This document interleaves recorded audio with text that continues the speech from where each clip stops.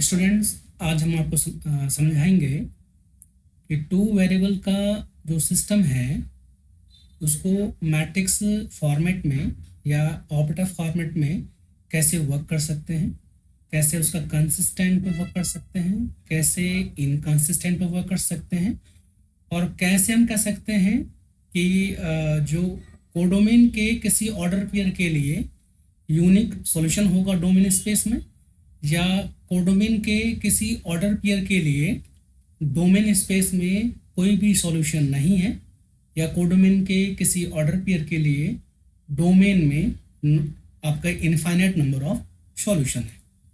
तो सपोज हमारे पास दो लाइनें इस फॉर्मेट में a1x plus b1y equals to c1 और a2x plus b2y equals to c2, ये हमारे पास दो लाइनें हैं, और इन दो लाइनों से जो मैट्रिक्स सिस्टम मिल रहा है वो आपका इस फॉर्मेट में है, जो कि ax इजिकल्स टू b का फॉर्म है।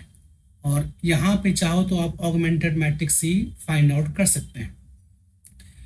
तो अगर हम ये मान लें कि L कोई लीनियर ऑपरेटर है जो आर स्क्वायर स्पेस से आर स्क्वायर स्पेस में है, और इस ऑपरेटर की जो मैट्रिक्स रिप्रेजेंटेशन है वो इस फॉर्म की है, जो कि आपकी मैट्रिक्स ए है, मैट्रिक्स ए के फॉर्म की है।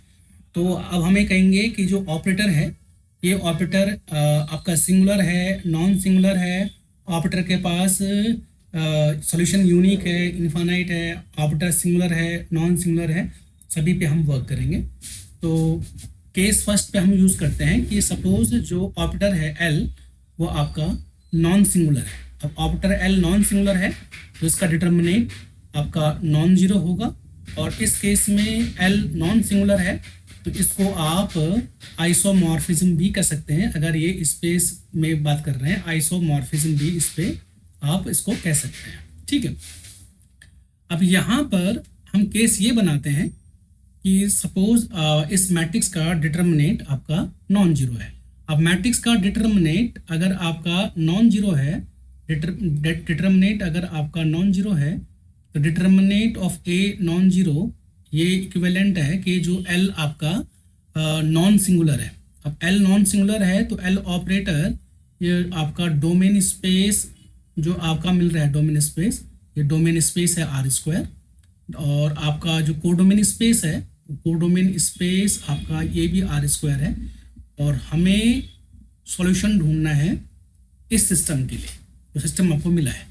तो अगर डिटर्मिनेंट अगर आपका नॉन जीरो है, इट मीन्स L ऑपरेटर आपका नॉन सिंगुलर है। अगर ये ऑपरेटर आपका नॉन सिंगुलर मेंशन है, नॉन सिंगुलर अगर आपको देता है, तो उस केस में ध्यान दीजिएगा कि कोडोमेन के प्रत्येक ऑर्डर पेयर C1 C2 के लिए डोमेन स्पेस में एक यूनिक ऑर्डर पेयर मिलेगा जिसकी इमेज C1 C2 होगी। तो यहाँ पर डोमेन में ऑर्डर पेयर XY अगर हम ले लेते हैं, XY डोमेन में ऑर्डर पेयर, और यहाँ पर कोडोमेन में ऑर्डर पेयर C1 C2 ले लेते हैं, तो यहाँ से आप ये इम्प्लाइज करेंगे कि ये यूनिक प्री इमेज है, इसके C1 C2 की यूनिक प्री इमेज है, और यहाँ पर आपको मिलेगा यूनिक सॉल्यूशन।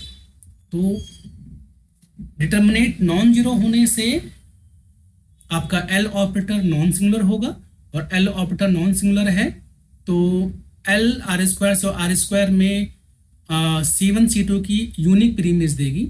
और इस केस में आप कह सकते हैं कि for every C1 C2 in codomain space there exists a unique XY in domain space for which the system has unique solution।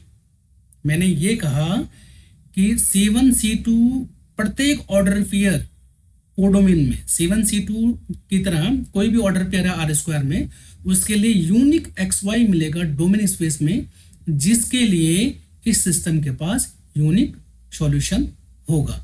तो यहाँ पर आप लोग क्या कहने वाले हैं? आप लोग ये कहने वाले हैं for any C1 C2 belongs to R square, system AX is equals to B has unique solution, unique solution। तो यहाँ से ये समझ में आया कि अगर डिटर्मिनेट मैट्रिक्स ए का नॉन जीरो है, या operator L non singular mention है, या ऑपरेटर एल आइसोमॉर्फिज्म मेंशन है, या ऑपरेटर एल इनवर्टिबल मेंशन है, तो या हो सकता है कि ये कह दे कि इसकी नलिटी आपकी इसकी जीरो है या इसकी रैंक फुल है। तो इस केस में ध्यान रखना कि सिस्टम के पास यूनिक सॉल्यूशन होगा। और अगर आप एज अ फंक्शन देख रहे हैं तो order pair C1 C2, order pair C1 C2 के लिए यूनिक प्री इमेज XY होगी। It means unique pre image है, इट मीन्स सिस्टम के पास यूनिक सॉल्यूशन है। या सेकंड वे में आप कह सकते हैं कि कोडोमेन स्पेस के प्रत्येक ऑर्डर पेयर C1 C2 के लिए डोमेन स्पेस में यूनिक ऑर्डर पेयर XY है, जो कि सिस्टम X∗B का सॉल्यूशन है। तो ये आपका फर्स्ट केस हो गया। सेकंड केस के लिए हम इस पे वर्क कर सकते हैं इजीली। अगर आपको सेकंड केस पे जाना है,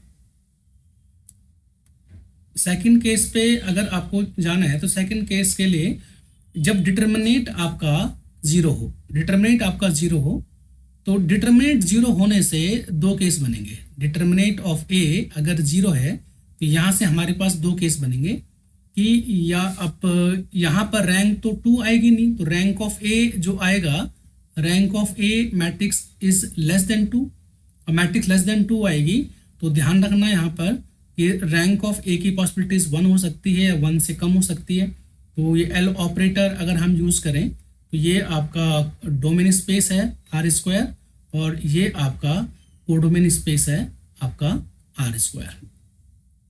अब यहाँ पर इसकी जो रैंक है वो 2 से लेस है, तो रैंक 2 से लेस है तो इमेज पूरी तो होगी नहीं। सपोज ये मान लेते हैं कि ये इसका इमेज स्पेस है। अब ये इसका इमेज स्पेस है।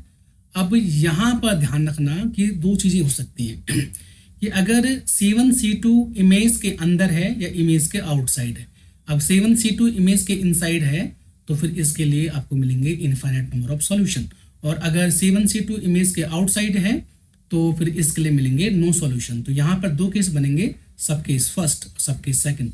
सब केस फर्स्ट जो आपने पहले भी विजुलाइज किया हुआ है कि A1/A2 is equals to B1/B2 is equals to C1/C2 class 9-10 के अकॉर्डिंग, या rank of C is equals to rank of A less than number of variable. तो यहाँ पर हम कैसे बनाएंगे कि जो ऑर्डर पेयर C1 C2 है वो ऑर्डर पेयर सपोज आपका इमेज ऑफ L के अंदर बिलोंग कर रहा है। तो image of L, image of operator L, operator L की इमेज के अंदर है।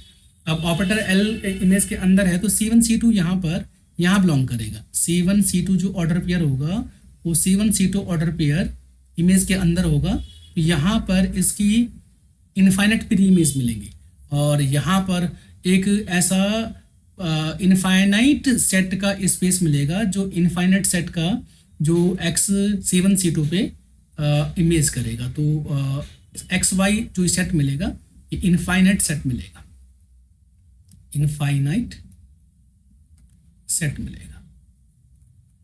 तो क्या कहा, अगर डिटर्मिनेट इक्वल टू 0 हो, it means rank of A less than 2 हो, तो यहाँ पर अगर C1 C2 ऑर्डर पेयर, जो C1 C2 ऑर्डर पेयर है वह इमेज के अंदर है, तो इस केस में सिस्टम के पास इनफाइनाइट नंबर ऑफ सॉल्यूशन मिलेगा। इट मीन्स ऐसे ऑर्डर पेयर C1 C2 मिल सकते हैं कोडोमेन स्पेस में जिनकी प्री इमेज इनफाइनाइट है।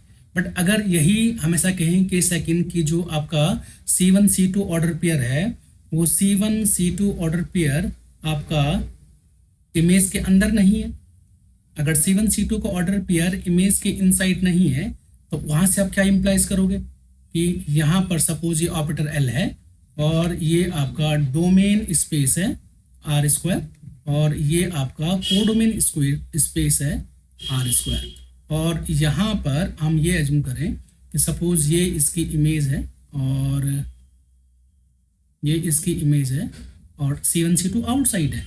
तो C1 C2 आउटसाइड है, इमेज के आउटसाइड कोई प्री इमेज है ही नहीं, तो इस केस में सिस्टम के पास कोई भी सॉल्यूशन नहीं होगा। तो C1 C2 order pair codomain space में अगर रेंज के आउटसाइड है तो ऐसे ऑर्डर पेयर एक्स वाई नहीं मिलेंगे डोमेन स्पेस में जिनकी एलिमेज C1 C2 होगी, या इस केस में सिस्टम के पास कोई भी सॉल्यूशन नहीं होगा। तो आप कह सकते हो कि system has no solution, system has no solution.